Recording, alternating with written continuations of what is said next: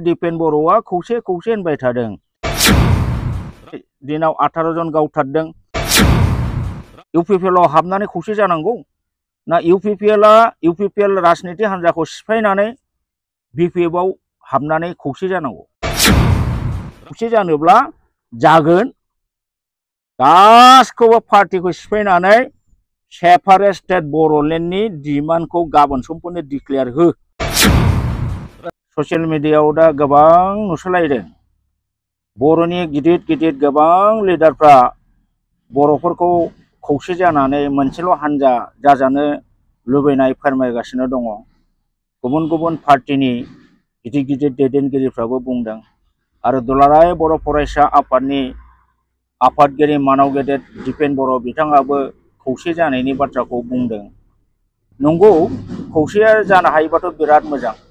खौसेनिफ्राय साबसिन जेबो जिनिस गैया नाथाय खौसे जानांगौ होननानै साल' बुंबाय थानानै गमामायै खौसेया फैगोन नामा बे मोनसे गिदिर बाथ्रा दा दिनै हमनानै लादो गोबां राजनीतिक दल दं बिनि बिथोराव बर'नि मेइन राजनीतिक दल बा हान्जा होननानै बुङोबा बिपिएफ आरो इउपिपिएल बे मोननैखौनो लाग्रोदो बिपिएफ आरो इउपिपिएल दिनै खौसे जुदि जानांगौबा माब्रै जागोन खौसेया बिपिएफ खौ गारनानै इउपिपिएल आव हाबनानै खौसे जानांगौ ना इउपिपिएल राजनीति हान्जाखौ सिफायनानै बिपिएफ आव हाबनानै खौसे जानांगौ ना मोननैबो हान्जाया गाव गाव हान्जाखौ सिफायनानै गोदान मोनसे राजनीति दल दानानै ज' जागोन दा बे गिदिर कुइसन आं नुनो मोनदों गोबां राजनीतिक दलनि लिडारफ्रा खौसे जानाया मोजां रायलायगासिनो दं गुबुन गुबुन जायगायाव माबा गवायाव रायलायनाय बहाबा रायलायनाय सिलिगुरियाव रायलायनाय बुंदों नाथाय बे रायलायनाया फिथाइ थायगोन नामा फिथाइ थायगोनसै आंथ' सानो बियो फिथाइ थायनो रोङै बिबार बालन्दा बादिसो जागोन बियो बे रायलायनाया फ्रुइटलेस फिथाइ गैयै रायलायनाय मालाबाबो गाव सोरजिनाय गावनि फिसाखौ बुथारनानै गुबुनजों लोगो जानाय गाव सोरजिनाय राजनीतिक दलखौ प्रमद बर'आबो सिफायनानै बिपिएफ आव हाबनो हाया आरो आं सानो बिपिएफ हाग्रामा महिलारि बिथाङाबो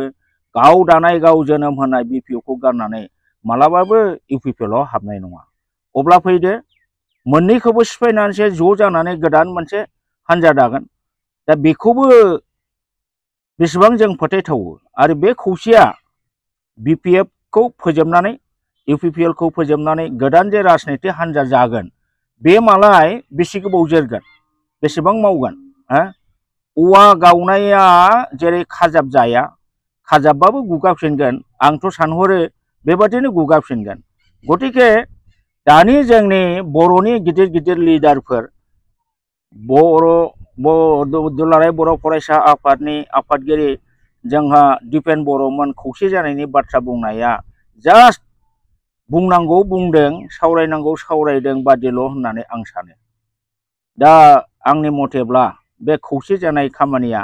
बेबादि रायलायनायनि गेजेरजों मिउचुएल डिसकासननि गेजेरजों हाजार टप लिडारफ्रा रायलाय आंनि मथेब्ला बिसोरनि गेजेराव खुनु मोनसे आनानिमास थांखियाव बा गोरोबथायाव बिसोर निस्सय फैनो हाया फैनायखौ आं बिराद गोब्राब नुहुरदों बेनिखायनो सावरायनायनि गेजेरजों खौसे जागोन बा जानांगौ आं बेखौ मालाबाबो फोथायनो हाया आं बेखौ मिनिंलेस बादिसो नुदों मोनसे स्टाइल बादिसो नुदों आरो बेखौ नुनो मोनदों जे दिपेन बर' बिथाङा बिसिङाव माबा मोनसे निस्सय थांखि दङ बबेबा मोनसे हान्जानि टप लिडारखौ टपआव दोननानै बबेबा मोनसे हान्जानि टप लिडारखौ गाहायाव दोननानै खौसे जाहोनो नाजानाय बेखौ बिथांनि राव फाव अंगि भंगियाव जोङो नुनो मोनदों दा आङो बेखौनो सानदों जे दिपेन बर'आ खौसे खौसे होनबाय थादों सोरखौ खौसे जाखांनायनि उनाव टप पजिशनाव दोनगोन बे मोनसे गिदिर कुइसन बिथांमोनहा अलरेडि वेल केलकुलेटेड